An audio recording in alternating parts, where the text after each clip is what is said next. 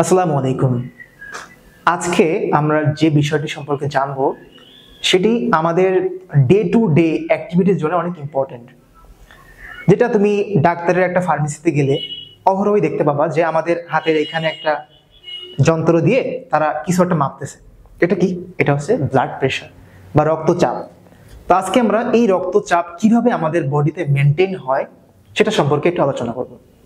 দেখো, রক্তচাপ মেনটেন হয় মেনলি চারটা মেকানিজম। একটাকে বলা হয় ব্যারো রিসেপ্টর, একটা হচ্ছে কেমো রিসেপ্টর, একটি হচ্ছে এডিএইচ মেকানিজম এবং অন্যটি হচ্ছে থার্স্টি। এখন চলো আমরা একটি একটি করে শিখি।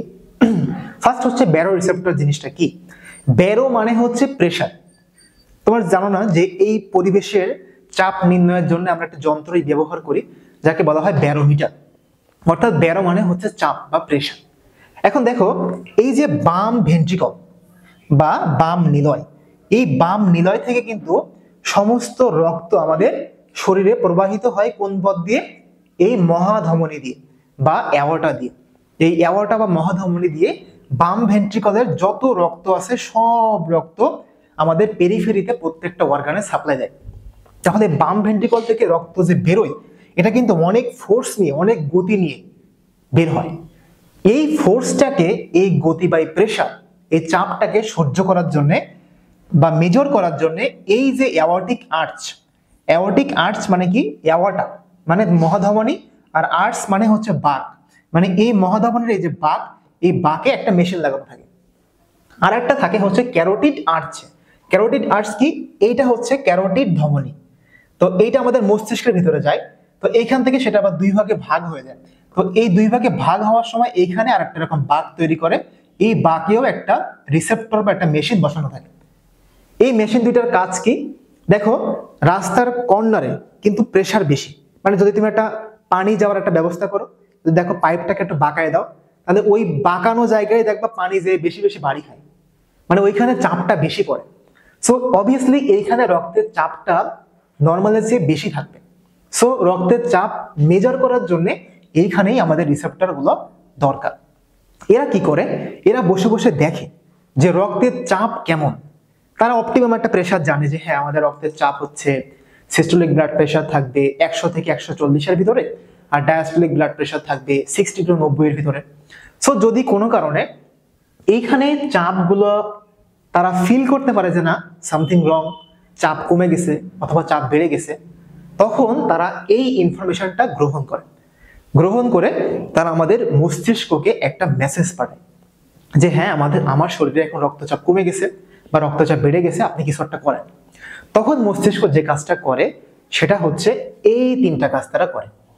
একটা হচ্ছে তারা আমাদের বৃক্ক আছে, এই বৃক্কের কাছে একটা মেসেজ পাঠায়। এই যে বৃক্ক, এই বৃক্ককে তারা কি বলে যে হ্যাঁ, আমার রক্তচাপ কিন্তু কমে গেছে, তো তুমি কিছু একটা করো। তখন বৃক্ক বা কিডনি কি করে?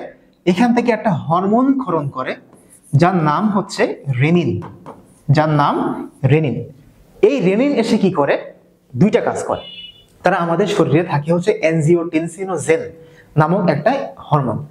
আমি তোমাদেরকে বলছিলাম যে যে কোনো হরমোন বা এনজাইমের নামের শেষে যদি জেন থাকে তাহলে বুঝবা that is an inactive enzyme, সেটাকে আমাদের অ্যাক্টিভ করতে হবে। সো এই রেনিন হচ্ছে সেই অ্যাক্টিভেটর।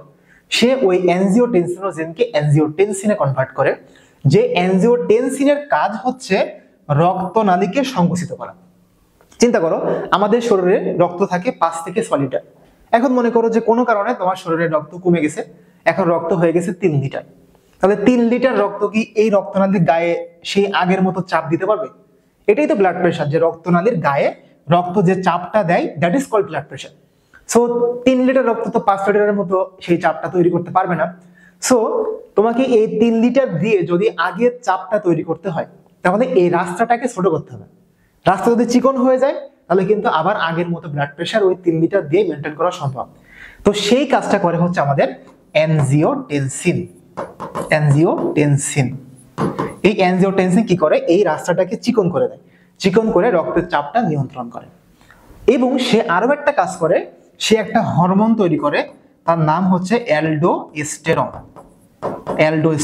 এই অ্যালডোস্টেরনের নাম তোমরা পড়েছো তোমাদের প্রাণীবিজ্ঞান বইয়ে। এই অ্যালডোস্টেরন দেখবা কিডনির উপর কাজ করে সোডিয়াম এবং ওয়াটার এই দুটো জিনিসকে অ্যাবজর্পশন করে।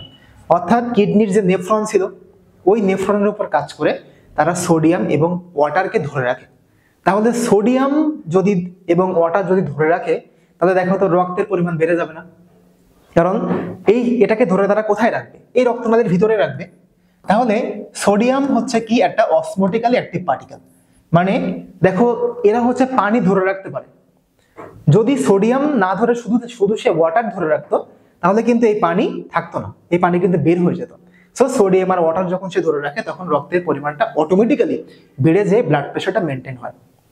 এবং এই যে মস্তিষ্কে সে আরো একটা মেসেজ পাঠায়, তখন মস্তিষ্ক থেকে আরো একটা হরমোন আসে যাকে আমরা বলি ADH। এই ADH মানে হচ্ছে অ্যান্টি ডায়ুরেটিক হরমোন। তোমরা কি চা খাইছো? চা, কফি এগুলো খেলে দেখবা যে বেশি বেশি পরিমাণ আমাদের ইউরিনেশন হয়, আমাদের প্রস্রাবের মাত্রাটা বেড়ে যায়, বেশি বেশি প্রস্রাব হয়। তো এগুলো হচ্ছে ডায়ুরেটিক সাবস্টেন্স। আর ADH মানে কি? যেটা অ্যান্টি ডায়ুরেটিক, মানে যেটা আমাদের মূত্রের পরিমাণ কমায় দেয়। সো যদি মূত্রের পরিমাণটা কমে যায় তার মানে কি আমাদের শরীরের ভেতরে তখন পানি রিজার্ভ হবে, আর পানি রিজার্ভ হলে কিন্তু রক্তচাপ বেড়ে যাবে। এটা একটা মেকানিজম। আর একটা মেকানিজম হচ্ছে কি তারা আমাদের এই থার্স্টি সেন্টার, অর্থাৎ আমাদের পিপাসার যে জায়গা, এই জায়গাটাকে স্টিমুলেট করলে আমরা তখন বেশি বেশি পিপাসা পাই, তখন মানুষ বেশি বেশি পানি খায়। আর পানি খেলে কি হবে? কিছু পানি ইউরিন দিয়ে বা প্রস্রাব দিয়ে বের হয়ে যাবে, আর কিছু পানি আমাদের রক্তের মধ্যে থেকে যাবে। তো দেখো তো ওই যে প্রস্রাব দিয়ে যে পানিটা বের হবে সেটাকে তো একটু হলেও বাধা দিচ্ছে এই ADH। সো এখন কিন্তু প্রস্রাবের মাধ্যমে বেশি পানি বের হবে না, তাহলে ম্যাক্সিমাম অ্যামাউন্ট অফ পানি কিন্তু আমাদের রক্তের ভিতরে চলে যাবে এবং রক্তের পরিমাণ বেড়ে রক্তচাপ আবার নর্মালাইজ হয়ে যাবে।